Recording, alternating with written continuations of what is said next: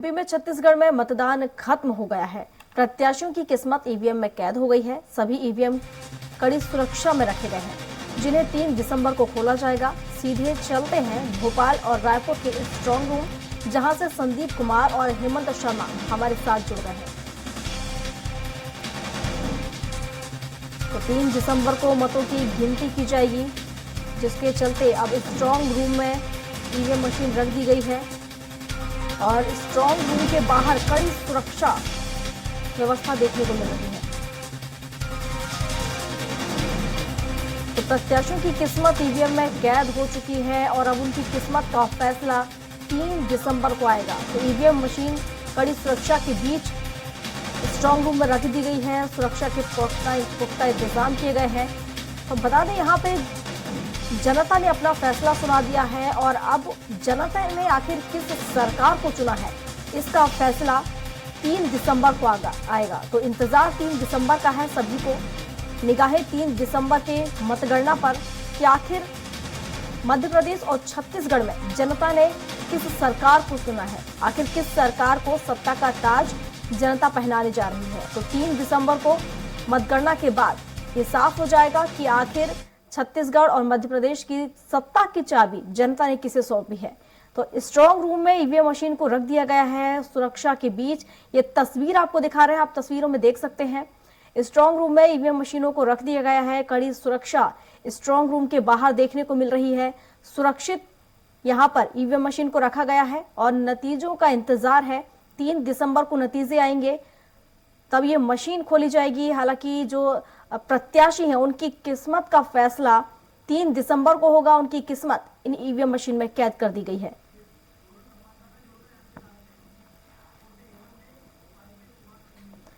और हमारे साथ हेमंत रायपुर से जुड़ चुके हैं। इसके साथ ही कुमार संदीप राजधानी भोपाल से जुड़ चुके हैं। तो संदीप का रुख कर लेते हैं। संदीप, ईवीएम मशीन को कड़ी सुरक्षा के बीच रखा गया है और देखा जाए तो प्रत्याशियों का किस्मत का जो फैसला है 3 दिसंबर को आएगा। क्या कुछ अपडेट सुरक्षा व्यवस्था को लेकर?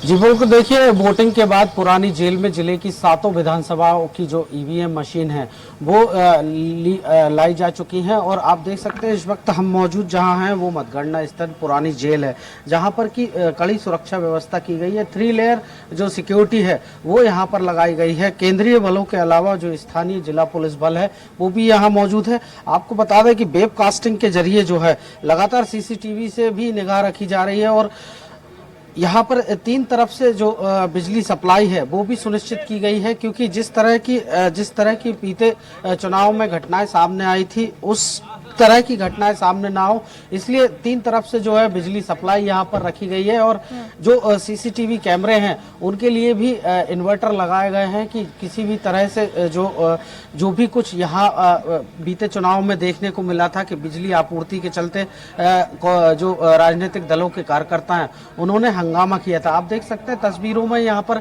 ड्रोन से भी जो है वो सुरक्षा की जा रही है और जो डॉग्स होते हैं उनसे भी जो है यहाँ पर सुरक्षा व्यवस्था के पुख्ता इंतजामात किए गए हैं। लगातार जो है यहाँ पर सुरक्षा व्यवस्था जो संभाली गई है वो चाहे बात की जाए जो जिला निर्वाचन अधिकारी हो या फिर जो सब एसडीएम्स हो या फिर जो पुलिस बल है एसीपी स्तर के अधिकारी। अब जो है 3 तारीख तक इसी तरह से व्यवस्था रहेगी प्रियंका। और जो ईवीएम में जनता जनार्दन का फैसला सुरक्षित हुआ है उसका जब राजनीतिक दलों को की जो धड़कनें हैं वो लगातार बढ़ी हुई हैं। और इसके अलावा अगर बात की जाए तो सुबह तक जो ईवीएम मशीनों को लाए जाने का सिलसिला चलता रहा। पूरी रात जो है ये सिलसिला चला। पुरानी जेल जो है वो इसके लिए जेल में ईवीएम रखी गई है और यहाँ पर जिस तरह की 3 लेयर सिक्योरिटी है वो आप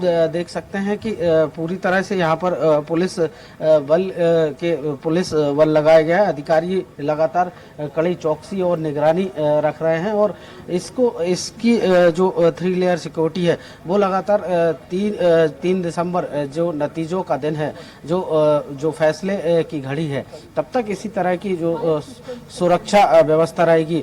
फायर सिस्टम भी यहाँ पर लगाए गए हैं, अलार्मिंग सिस्टम भी है, वेब कास्टिंग भी है, कई तरह की जो सुरक्षा व्यवस्था है वो CCTV कैमरे हैं, ड्रोन है और इसी तरह की सारी चीज़ें जो है वो रखी गई हैं। आप देख सकते हैं बिजली जो है उसकी आपूर्ति बाधित ना हो, इसके लिए जो 3 तरफ से पुरानी जेल में बिजली आपूर्ति की जा रही है और इसके लिए इन्वर्टर भी जो स्ट्रॉन्ग रूम है, अलग अलग विधानसभा क्षेत्रों की जो 7 विधानसभा क्षेत्रों की मशीनें जहां पर रखी गई, इन्वर्टर की व्यवस्था की गई है जिससे कि जो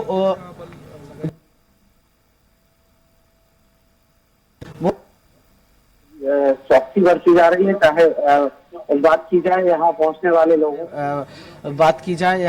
वाले लोगों की जो चेकिंग है वो भी लगातार की जा रही है और साथ ही साथ जो राजनीतिक दलों के प्रतिनिधि हैं वो भी यहाँ पर कहीं ना कहीं अब से कुछ देर बाद पहुँचेंगे क्योंकि जिस तरह से कल दिन भर थकान भरा दिन रहा, उसके बाद जो है लगातार EVM को लेकर सवाल खड़े होते रहे थे।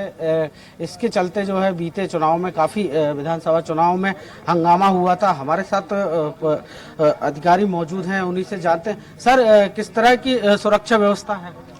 जी हाँ, भोपाल जिले के 7 विधानसभा क्षेत्र की EVM स्ट्रांग रूम में आ चुकी हैं, जो निर्धारित स्थान पर रखी जा रही हैं और स्ट्रांग रूम में अंदर भी और बाहर भी चप्पे चप्पे पे CCTV कैमरास लगाए गए हैं जिनका एक्सेस बाहर दिया गया है। जहां स्क्रीन्स लगाई गई हैं अंदर स्ट्रांग रूम के पास ही, वहां तक प्रत्याशी अथवा उनके जो अधिकृत एजेंट हैं उनको एक्सेस दिया गया है, उनको पास जारी किए गए हैं, वो अंदर जाके और स्ट्रांग रूम को देख सकते हैं। स्ट्रांग रूम की सुरक्षा के लिए 3 लेयर सिक्योरिटी लगाई गई है जिसमें अंदर CAPF का बल है, उसके बाहर SF के बल ने सिक्योरिटी दी हुई जो है सुरक्षा दी हुई है। इसके अलावा ड्रोन्स भी यहाँ लगाए गए हैं जो लगातार निगरानी कर रहे हैं। सर, बिजली आपूर्ति बाधित ना हो इसके लिए इन्वर्टर की व्यवस्था भी स्ट्रॉन्ग रूम में की गई? जी हाँ, इन्वर्टर और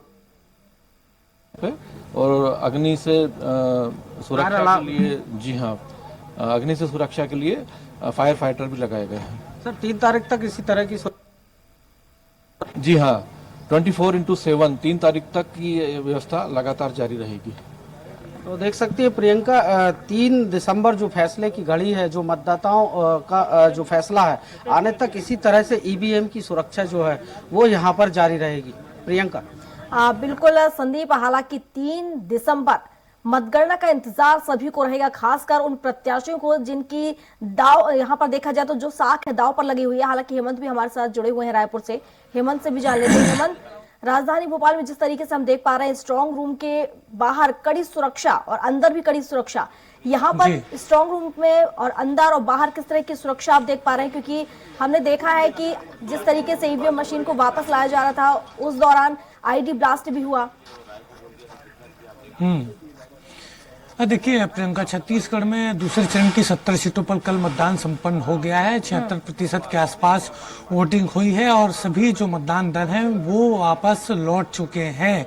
देर रात तक इसका सिलसिला चलता रहा और अब सभी राजनीतिक दल के जो प्रत्याशी हैं जिन्होंने चुनाव प्रचार किया, चुनाव लड़ा, उनका जो भविष्य है वो EVM में कैद हो चुका है और रायपुर जिले के 123 प्रत्याशियों का जो भविष्य है वही इस EVM में कैद हो चुका है। ये आप देख सकते हैं, ये बाहर स्थित गवर्नमेंट कॉलेज का स्ट्रांग रूम है और इसी स्ट्रांग रूम में मतदान दल रवानगी के बाद सभी जो EVM है इसमें वोट डाले गए थे उन EVM को पूरी सुरक्षा के साथ यहाँ पर रखा गया है। सुबह आज जितने प्रत्याशी हैं रायपुर जिले के, उनके प्रतिनिधि यहाँ पर पहुंचे थे, अधिकारी मौजूद थे और उनकी मौजूदगी में इस EVM को सील किया गया है, स्ट्रांग रूम को सील किया गया है और ये तमाम जो सुरक्षा के अधिकारी हैं सुरक्षा के जवान है, सीआरपीएफ उसमें शामिल है, पुलिस के जो लोकल पुलिस है उसके जवान शामिल है और पूरी तरीके से पहरेदारी इस स्ट्रांग रूम की जा रही है। 24 घंटे सीसीटीवी के जरिए मॉनिटरिंग होगी।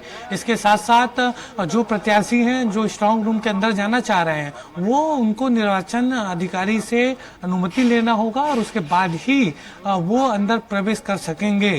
तो ये तमाम तरह की व्यवस्थाएं यहाँ पर की गई है। पूरी तरीके से अगर देखा जाए तो सुरक्षा के घेरे में स्ट्रांग रूम है, छावनी में तब्दील किया गया है और अब सभी को 3 दिसंबर का इंतजार है। 3 दिसंबर के सुबह 8 बजे से मतगणना की प्रक्रिया शुरू होगी और उस दिन पता चलेगा कि आखिर किस पार्टी ने बाजी मारी।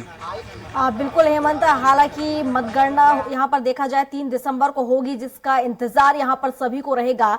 और अब देखा जाए चुनाव प्रचार काफी हुआ, मतदान हो चुका है और काफी कोशिश की गई यहाँ पर जनता को रिझाने की, जनता को अपने पक्ष में करने की। हालांकि जनता ने अपना फैसला सुना दिया है कि आखिर किसका साथ जनता देगी। लेकिन अब चुनाव जो शोर है थम चुका है, उसके बाद किस तरह की तस्वीरें वहां पर, क्योंकि अब प्रत्याशी कहीं ना कहीं अशांत होंगे। लेकिन अगर हम सुकून की बात करें, सुकून की नींद की बात करें, तो शायद उनको अभी भी ना आए, क्योंकि इंतजार 3 दिसंबर का। देखिए, चुनाव के बाद थोड़ी फुर्सत प्रत्याशियों के पास रहती जरूर है, लेकिन जिस तरीके से 3 दिसंबर को रिजल्ट आना है उसके पहले प्रत्याशियों को एक तरीके से कई चीज़ों को लेकर सोचना पड़ता है, कई तरह की जवाबदारी रहती है। स्ट्रांग रूम का जायजा लेना पड़ता है, तमाम तरह की जिम्मेदारियां कार्यकर्ताओं को देते हैं, अपने समर्थकों को देते हैं। और पिछली बार 2018 के विधानसभा चुनाव के बाद हमने देखा था कि किस तरीके से कांग्रेस के जो कार्यकर्ता है वो स्ट्रांग रूम के बाहर 24 घंटे पहरेदारी कर रहे थे। उसी तरीके का नजारा इस बार भी देखने को मिल सकता है, क्योंकि कई तरह की व्यवस्थाएं निकलकर सामने आती है। उसके बाद ये चीजें प्रमुख जो राजनीतिक दल है वो करता नजर आता है। अब चुनाव प्रचार चूंकि चला, दोनों दल से केंद्रीय नेता यहाँ पर आए और प्रत्याशियों ने भी खूब प्रचार किया। अब जब चुनाव संपन्न हो चुका है तो अब थोड़ी फुर्सत उन्हें जरूर है, लेकिन तमाम पार्टियों में, चाहे वो भाजपा की बात करें चाहे कांग्रेस की बात करें, वहां पर बैठकों का दौर चलेगा। खबर आ रही है कि कल कांग्रेस के सभी प्रत्याशियों की बैठक हो भी सकती है। बिल्कुल संदीप और हेमंत, हालांकि इंतजार 3 दिसंबर का है कि आखिर मध्य प्रदेश और छत्तीसगढ़ में सत्ता की चाबी जनता ने किसे सौंपी है। फिलहाल शुक्रिया आप दोनों का तमाम जानकारियों के लिए।